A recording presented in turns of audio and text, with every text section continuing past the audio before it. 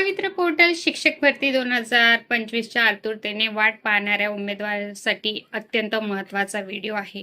मित्रांनो, व्हिडिओ पूर्ण पहा. या व्हिडिओमध्ये अत्यंत महत्त्वाच्या माहिती मी तुम्हाला सांगणार आहे.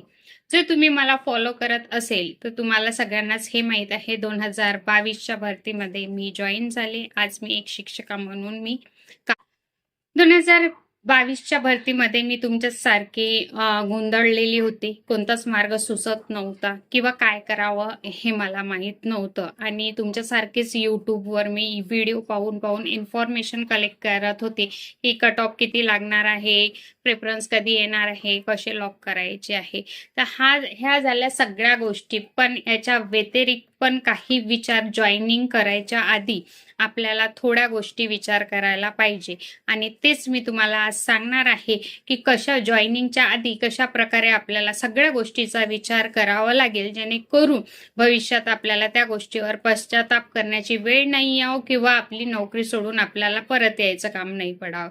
त्यासाठी मित्रांनो, जर तुम्हाला माझे व्हिडिओ आवडत असेल आणि इन्फॉर्मेटिव्ह वाटत असेल आणि असेच नवीन अपडेट तुम्हाला जर पाहिजे असेल तर नक्कीच माझ्या चॅनलला लाईक करा, जास्तीत जास्त शेअर करा आणि सबस्क्राईब करा. नवीन अपडेटसाठी तुम्ही माझे टेलिग्राम चॅनल जॉईन करू शकता. चला तर मित्रांनो, डिस्कस करूया. मित्रांनो, भरपूर सारे असे मला कमेंट येतात की मॅडम आमचा झेडपीला नंबर लागणार आहे का, आणि मोस्ट ऑफ द कॅन्डिडेटला झेडपीच पाहिजे आहे. म्हणजे हाय स्कोरर जे आहे त्यांना तर ऑब्वियसली मेरिट लिस्टनुसार ते त्यांना जे पाहिजे ते मिळून घेणार किंवा इझिली त्यांना मिळून जाणार. पण जे असे उमेदवार आहे की ज्यांना कमी मार्क्स आहे ते खूप संभ्रमात आहे की आम्ही काय करायला पाहिजे, प्रेफरन्स येणार की नाही, आम्ही कशी प्रेफरन्स द्यायला पाहिजे, कुठे द्यायला पाहिजे, जेणेकरून आमचं जॉईनिंग झालं पाहिजे. तर सर्वप्रथम मी तुम्हाला सांगते मित्रांनो, मी एक व्हिडिओ टाकलेला आहे की तुम्ही प्रेफरन्स कसे देऊ शकता. तर आपण उतरत्या क्रमाने प्रेफरन्सेस द्यायचे असते. 11वी 12वी, त्याच्यानंतर 9वी ते 10वी, त्याच्यानंतर 6वी ते 8वी आणि त्याच्यानंतर 1ली ते 5वी असे आपण उतरते क्रम काय असतो प्रेफरन्स देत असते. पण काही उमेदवारांचं काय आहे की आम्हाला झेडपीच पाहिजे. पण तुम्ही सगळ्यांनी विचार केला का की सध्याच्या परिस्थितीत झेडपी या स्कूलची काय कंडिशन आहे? तुम्ही सांगा मला. अतिरिक्त शिक्षक सगळ्यात जास्त कुठे होत आहे? झेडपी मध्ये. म्हणजे समायोजन कुठे होणार? झेडपी मध्ये. मग तुम्ही हा एक विचार करायला पाहिजे की जर आपण झेडपीला जॉईनिंग घेतली तर इन फ्युचर त्या शाळा राहणार आहेत का, किंवा तिथं विद्यार्थ्यांची संख्या परिपूर्ण आहे का? जर तुम्हाला झेडपी हवी असेल मित्रांनो, तर तुम्हाला काय करायला पाहिजे, जिथं तुम्ही जॉईनिंग करत आहे त्या, मग ती संस्था असतो, मग ती झेडपी असो किंवा काही असो, तुम्हाला काय करायला पाहिजे, जे बॅकग्राऊंड आहे ते चेक करायला पाहिजे की मागील 5 वर्षापासून तिथे स्टुडंट संख्या कशी आहे, तिथलचं मॅनेजमेंट कसं आहे आणि सगळ्या गोष्टी. झेडपी बद्दल दुसरी अशी गोष्ट आहे मित्रांनो की झेडपी मध्ये 100% काय होतं, ट्रान्सफर होतं, बदल्या होतात.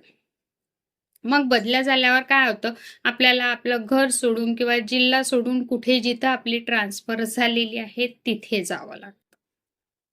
म्हणजे पुन्हा काय आपल्याला स्ट्रगल आणि त्याला ऑप्शन नसते. आपली बदली झाली, बदली 100% होते. प्रत्येकी 10 वर्षांना तुम्हाला बदली घ्यावंच लागते. हा एक मायनस पॉईंट झाला की झेडपीमध्ये जर तुम्ही जॉईन झाले की तुम्हाला ट्रान्सफर आला आणि जिथं ट्रान्सफर मिळाले तिथे तुम्हाला जावं लागेल. महिलांचा तर खूपच प्रॉब्लेम असेल की जर झेडपी असेल तर मग जर सेम प्रोफेशनमध्ये दोघं असेल तर ठीक आहे की एका जागी ती ट्रान्सफर घेऊ शकतात. सेम प्रोफेशनमध्ये नसले तर मग जिथं ट्रान्सफर झाले तिथं त्यांना जावं लागते. म्हणजे पुन्हा आपल्याला काय करावं लागतं, स्ट्रगलच करावं लागतं. त्याच्यानंतर झेडपी स्कूलमध्ये सगळ्या गोष्टी काय करावं लागते, त्या शिक्षकावरच अवलंबून असते. तिथे सगळं मॅनेजमेंट शिक्षकावर अवलंबून असते. म्हणजे तिथलची सगळी जिम्मेदारी जी असते ते त्या शिक्षकाची असते. हे झालं मित्रांनो झेडपीचं. म्हणजे तुम्ही एक विचार करा की तुम्हाला झेडपीवर जॉईनिंग पाहिजे. सगळ्यांना झेडपीवरच जॉईनिंग पाहिजे. पण ह्या सगळ्या गोष्टींचा तुम्ही विचार केला का? त्या व्यतिरिक्त जर तुम्ही विथ इंटरव्ह्यूमध्ये संस्था चूज केल्या, सिटीतल्या संस्था चूज केल्या विथ इंटरव्ह्यूमध्ये, आणि त्या संस्थेचे जर ब्रांचेस असेल तर तुम्ही कोणत्याही संस्थेला जॉइन केलं तर तुम्हाला तिथे ट्रान्सफर करता येईल किंवा ट्रान्सफर तुम्हाला संस्थेमार्फत नको असेल तर जिथं तुम्ही जॉइन कराल तिथं ॲटलीस्ट स्थायी तुम्ही होऊ शकता. म्हणजे तुम्हाला तिथून कुठे जाण्याची गरज पडणार नाही. त्याच्यानंतर वर्कलोड जे असते 1ली ते 10वी पर्यंतच्या शिक्षकांवर काय असतो, खूप वर्कलोड असतो. फक्त जाऊन आपले विषय किंवा आपले जे प्रेड्स आहेत तेच पूर्ण करायचे नसते. त्या व्यतिरिक्त पण तुमच्या इलेक्शन ड्युट्या लागणार. तिथे जे खिचडी वगैरे जे सामान किंवा मुलांसाठी अन्न बनवल्या जाईल त्याचं पण तुम्हाला डिटेल्स तिथे ठेवावं लागेल. प्रत्येक स्टुडंटचे डिटेल तुमच्याकडे पाहिजे असतं. त्याच्यानंतर तुम्हाला सगळे 7 पिरियड म्हणजे 8 तास ड्युटी करणं आलं. हे सगळं करून पण व्यतिरिक्त काम तुम्हाला असतं. जर तुम्ही 11वी-12वीचा विचार केला का मी सांगते, की झेडपीचा विचार न करता जर संस्थेचा विचार केला, सपोज दॅट 11वी-12वी मी म्हणते, की पहिला प्रेफरन्सेस त्यांना द्यावा तुम्ही.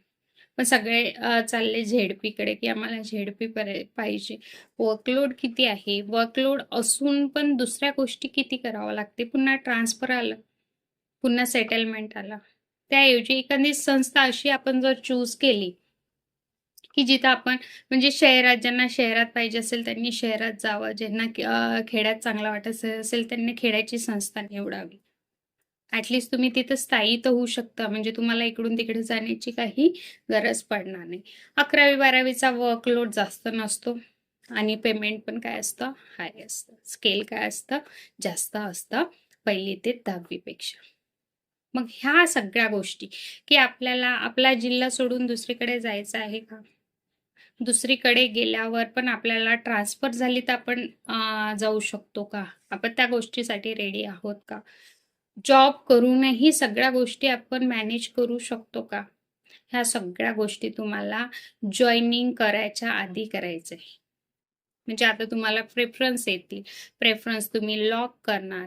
आता ज्यांचा विदाऊट इंटरव्ह्यूमध्ये लागला, त्यांनी एक काळजी घ्यायची आहे, की जिथे-जिथे तुमचा नंबर लागलेला आहे किंवा जिथे तुम्ही जाणार आहे, तुम्हाला काय करायचं आहे, ते जे संस्था असेल, त्याची परिपूर्ण माहिती घेऊन जायची आहे. आणि विथ इंटरव्ह्यूला तुम्हाला 10 संस्था येतील.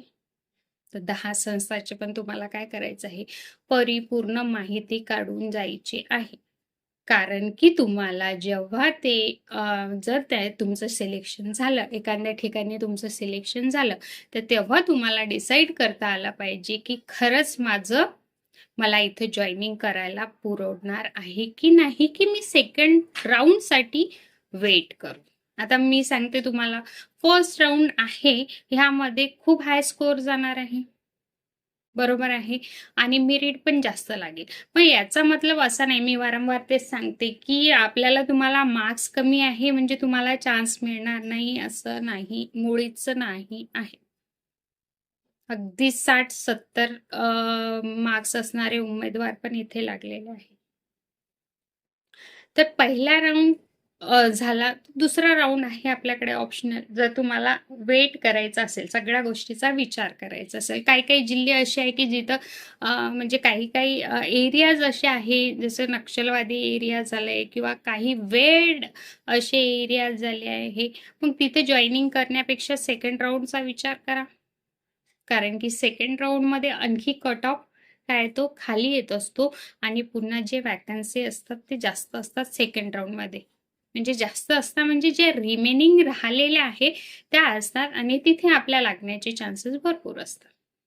दुसरी गोष्ट हाय स्कोरवाले तर लागूनच जातील, पण कमी स्कोरवाले ना आता पण खूप टेन्शन आहे की आम्हाला प्रेफरन्स येणार की नाही. 100% तुमच्या क्वालिफिकेशनवर तुम्हाला प्रेफरन्सेस येणार आहे. Don't worry. 100% विथ इंटरव्ह्यूचे, विदाऊट इंटरव्ह्यू. आता मागच्या भरतीत 2022च्या भरतीत 120-130 वाल्याला पण प्रेफरन्सेस आलेले नाहीये. जसे भाषा विषयाचे जे उमेदवार होते त्यांना प्रेफरन्सेस आले नाही. आणि तेच 90, 80, 100 वाल्या उमेदवारांना भरपूर प्रेफरन्सेस आले आणि ते जॉइन पण झालेले आहे. अशा पण काही कंडिशन येतात. मग ते कशावर डिपेंड असतात? ते माध्यमावर डिपेंड असतं, ते क्वालिफिकेशनवर डिपेंड असतं, ते मार्क्सवर डिपेंड असतात, की कोणत्या जागी किती वॅकन्सी आहे आणि ती आपल्या कास्टची आहे की नाही. म्हणजे आपल्याला मार्क्स कमी आहे म्हणजे तुम्ही आतापासूनच असं ठरवून घेतले, की आमचं सिलेक्शन होणार नाही. मी तुम्हाला पहिल्यापासूनच सांगत आलेले आहे, की कमी मार्क्स असले तरी तुम्हाला चान्स आहे. जास्त मार्क्सवाले पण तुम्हाला 100% चान्स आहे किंवा होणारच आहे असं नाही आहे, ते आपल्यावर असतं. बरोबर आहे? तर तुम्ही ह्या सगळ्या जॉइनिंगच्या आधी हा व्हिडिओ त्याच्यासाठी मी बनवत आहे स्पेशली. मी जॉइनिंगच्या आधी मी विचार केलेला नाही. बरेच उमेदवार मला विचारतात, "मॅडम तुम्ही कुठे जॉब करता?" तर मी बुलढाण्याला जॉइन आहे, असं मी तुम्हाला आधीच्या व्हिडिओमध्ये पण सांगितलेले आहे. आणि बरेच उमेदवार, "मॅडम तुम्हाला मार्क्स किती होते? काय झालं असं?" तर ते विचार न करता स्वतःचा विचार करा. काही प्रॉब्लेम असेल तर मला कमेंट करा. मी प्रत्येक कमेंटची रिप्लाय देत असते. तर मित्रांनो, हा व्हिडिओ याच्यासाठी आहे, की जर तुम्ही कुठे जॉइनिंग करत असेल, तर परिपूर्ण माहिती घेऊन जा. आणि जेव्हा जॉइनिंग करायची आहे, त्याआधी 1000 वेळा विचार करा, की आपल्याला इथे जॉइनिंग करायची आहे की. राहिली गोष्ट कोणत्या जिल्ह्यात किती जागा आहे, काहीच अर्थ नाही. विचार करून काहीच अर्थ नाही. शेवटी काय आहे, जेवढे प्रेफरन्सेस आले आपल्याला आले, ज्या जिल्ह्यातले आले त्यामधूनच आपल्याला काय करायचं आहे, विचार करूनच प्रेफरन्सेस द्यायचे आहे. जर तुम्ही माइंड गेम खेळला, मी आधीच सांगितलं, जर माइंड गेम खेळला तर तुम्ही या रेसमध्ये पुढे जाल. आणि तुम्ही जर माइंड गेम नाही प्रिपरेशन करून गेला नाही, तर तुम्ही चान्स गमावून ठेवाल. पहिली गोष्ट आता पुन्हा एकदा सांगते मी तुम्हाला. 2 राउंड असतात आणि 3 लिस्ट लागतात. Without interview, with interview and then conversion round. ह्या लिस्ट लागतात. First phase, second phase 2 round असतात. बरोबर आहे. फर्स्ट राउंडलाच आता हा 2026 पूर्ण फर्स्ट राउंडमध्ये जाणार आणि मे बी 2027 मध्ये सेकंड राउंड येणार. जर तुम्हाला कमी मार्क्स असेल आणि तुम्हाला वाटत असेल, की या भरतीत मी लागू शकत नाही, मला फार कमी आहे, तर आतापासूनच तुम्ही टेटची एक्झामची प्रिपरेशन स्टार्ट करा. आणि टेट 2027 ची मे बी टेट 2027 मध्ये होऊ शकते, जर ही भरती पूर्ण झाली तर. ही भरती पूर्ण होऊशिवाय टेट पुन्हा होणार नाहीये. म्हणजे ही भरती जर झाली, त्यानंतर तुम्हाला 2027 मध्ये टेट एक्झाम पाहायला मिळू शकते. तर आतापासूनच त्या गोष्टीसाठी तुम्ही काय करा, प्रिपरेशन स्टार्ट करा आणि नेक्स्ट एक्झाममध्ये चांगले मार्क्स मिळवा. कारण की या पुढच्या ज्या पण भरत्या होणार आहेत, ते पवित्र पोर्टल थ्रूच होणार आहे. मोस्ट ऑफ द संस्था आता पवित्र पोर्टल थ्रूच, म्हणजे शासनाने आधीच सांगितलेलं आहे, की सगळ्या भरती ज्या होणार आहे, अल्पसंख्याक सोडून, या सगळ्या पवित्र पोर्टल थ्रू होणार आहे. कुठूनच भरती होणार नाही. आणि जर तुम्हाला कोणी सांगत पण असेल, की भरती होत आहे किंवा आम्ही करून आणू, आम्ही अप्रूव्हल आणू, शाळात आयडी काढू, असं बिलकुल होणार नाही आहे. त्या गोष्टीस पण तुम्ही बळी पडू नये. सगळ्या भरत्या पवित्र पोर्टल मार्फतच होणार आहे. टेटची तयारी करा, चांगले मार्क्स घ्या आणि पुढच्या नेक्स्ट याला तुम्ही ट्राय करू शकता, जर मार्क्स कमी असेल. पण मला तरी वाटते, की 80, 90, 100 जरी मार्क्स तुम्हाला असेल, तर सेकंड राउंडपर्यंत तुम्हाला 100% चान्स आहे. आणि जर तुम्हाला चान्स मिळत असेल, तर ती अपॉर्च्युनिटी तुम्ही ग्रॅब करायला पाहिजे. आणि ही कशी करणार, तर सगळा विचार करून करणार. आणखी महत्त्वाची अशी गोष्ट आहे, की काही-काही आस्थापनाला आपण जातो. सिलेक्शन नाही, इंटरव्ह्यू होतं, सगळ्या गोष्टी बोलणं होऊन जातं आणि मग आपण घरी येऊन आपल्याला असं वाटते, की आता माझं सिलेक्शन झालं, असं होत नसतं. जोपर्यंत तुम्हाला जॉइनिंग लेटर मिळत नाही, तोपर्यंत विचार करायचा नाही, की मी सिलेक्ट झालो किंवा मी लागलो म्हणून. पुन्हा एक महत्त्वाची गोष्ट, आपण लागलो, आपलं सिलेक्शन झालं किंवा आपण काय करणार आहे, ह्या गोष्टी कोणालाही जॉइन करून 2 महिने होईपर्यंत सांगू नका. कारण की बऱ्याचशा उमेदवारांचं असं झालेलं आहे, आमच्या भरतीमध्ये ते जॉइन झाले, 1 महिना जॉब पण केला त्यांना आणि त्यांचा जॉब गेलेला आहे. पुन्हा काही-काही उमेदवारांना 1-1 वर्षापर्यंत पेमेंट मिळालेली नाही आहे. काही-काही उमेदवार खूप त्रासून गेलेले आहे. मी असं म्हणत नाही की आस्थापना खराब असतात, पण आपण न विचार करून जॉइनिंग केलं, त्यामुळे आपल्याला सगळ्या गोष्टी काय करावं लागतं, फेस करावं लागतं आणि मग त्या गोष्टीची आपण तयारी ठेवली पाहिजे. आणि जे उमेदवार म्हणते आम्ही कुठेही जायला तयार आहे, कुठे पण जॉब करायला तयार आहे, तर खर्चाने 2 ते 3 महिने किंवा 5 महिने पण आपण काढू शकू एवढा अमाउंट आपल्याकडे असला पाहिजे. मग ते अप्रूव्हल केव्हा निघेल, शाळेत आयडी केव्हा निघेल, यावर आम्हाला पेमेंट चालू होईल आणि आम्ही त्याच्यावरूनच काय करू, सर्व्हाइव्ह करू, असा विचार न करता एक अमाउंट जर आपल्याकडे राहिली, इझिली आपण 2-3 महिने काढू शकलो, म्हणजे आपण सेफ साईड राहायचं आपलं. म्हणजे आता मी लागलो आणि या महिन्यातच माझं अप्रूव्हल निघणार, शाळेत निघणार, ह्या सगळ्या गोष्टी सोप्या नाही आहे. अप्रूव्हल काढणे, शाळेत आयडी काढणे, ह्या गोष्टी सोप्या नाही, यांना वेळ लागू शकतो. मग तो किती वेळ लागतो त्या संस्थेवर आहे, ते तुमच्यावर आहे. पवित्र पोर्टल मार्फत तुमची भरती होत आहे म्हणजे तुम्हाला काही प्रॉब्लेम यायला नाही पाहिजे. पण जर आलं तर आपण सगळ्या गोष्टीसाठी काय असायला पाहिजे, रेडी असायला पाहिजे मित्र.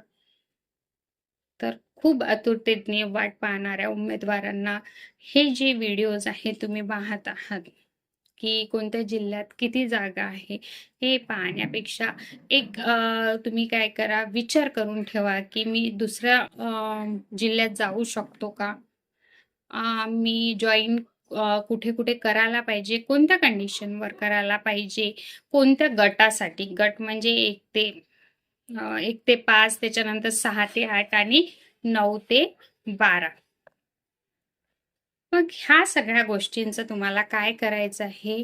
परिपूर्ण विचार करायचा आहे, की आपल्याला प्रेफरन्स कसे द्यायचे आहे. हजारदा आपण सांगितले, डेमो पण मी ऑलरेडी टाकलेला आहे. सगळ्या गोष्टी मी माझ्या यूट्यूब चॅनलवर टाकलेल्या आहे आणि ते तुमच्यासाठीच आहे. कारण की मी जे फेस केला, मला जे कळालं नाही, ते तुमच्यासोबत व्हावं नाही म्हणून हे चॅनल मी बनवलेलं आहे. मी आधीपासूनच हे सांगत आहे आणि माझ्याकडून कोणाला थोडीफार बी मदत झाली तरी बस झालं. त्याच्यासाठीच मी हा चॅनल काढला होता आणि माझा उद्देश हा आहे, की जशी मी लागली तशी सर्व तुम्ही लागावं, सर्व उमेदवार.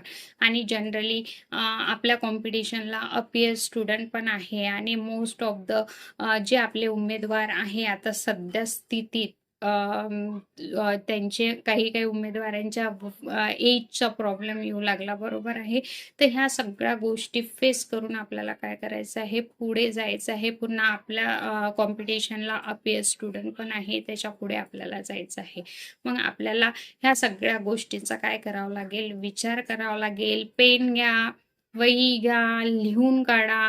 काय करणार आहे, कशाप्रकारे तुम्ही कोणत्या गोष्टी करणार आहे, तुमचे पाठतासन तयार आहेत का, कोणत्या टॉपिक तुम्ही शिकू शकता, तुम्हाला सिलेबस माहीत आहे का, जर तुम्ही कोणत्या गटासाठी तुम्ही इंटरव्ह्यूला जाणार आहे, मग त्याचा सिलेबस तुम्हाला माहीत आहे का, डॉक्युमेंट क्लिअर आहेत का, त्या सगळ्या गोष्टीसाठी आता तुमच्याकडे भरपूर टायमिंग आहे आणि तो तुम्ही युटिलाइज करायला पाहिजे. पवित्र पोर्टलच्या भरतीसाठी स्पेशली डायरी घ्या. पासवर्ड पासून, ईमेल आयडी पासून सगळे मोस्ट ऑफ द उमेदवार इन्स्टिट्यूटवर जाऊन त्यांनी पवित्र पोर्टलचे रजिस्ट्रेशन केलेले असते. मग त्यांना ईमेल आयडीचा पासवर्ड माहीत नसतो. काही-काही उमेदवार असते, की सगळ्या गोष्टी विसरून जातात. त्यांचा रोल नंबर त्यांना माहीत नसतो. त्यांचा पासवर्ड त्यांना माहीत नसतो. सीट नंबर त्यांना माहीत नसतो. तर ह्या सगळ्या गोष्टी तुम्हाला काय करायच्या, मेन्शन करून ठेवायच्या आहे. आणि फोटो मोबाईलमध्ये भरपूर सारे असे उमेदवार आहे, की जे मोबाईलमध्ये सगळ्या गोष्टी स्टोअर करून ठेवतात. नाही, प्रिंट काढून ठेवा. टेट एक्झामची मार्कशीटची प्रिंट काढून ठेवा. जेणेकरून जर मोबाईल आपला खराब झाला, मोबाईल नंबर चेंज झाला, डाटा रिसेट झाला किंवा सगळा डाटा क्लिअर झाला, काही कारणं झाले, तरी आपला लॉस झाला नाही पाहिजे. तर ह्या सगळ्या गोष्टींचा तुम्हाला विचार करायचा आहे. मित्रांनो, जर तुम्हाला हा व्हिडिओ आवडला असेल आणि तुम्हाला वाटत असेल की ह्या गोष्टीत काही तथ्य आहे, तर चॅनलला लाईक, शेअर आणि सबस्क्राईब करा. धन्यवाद.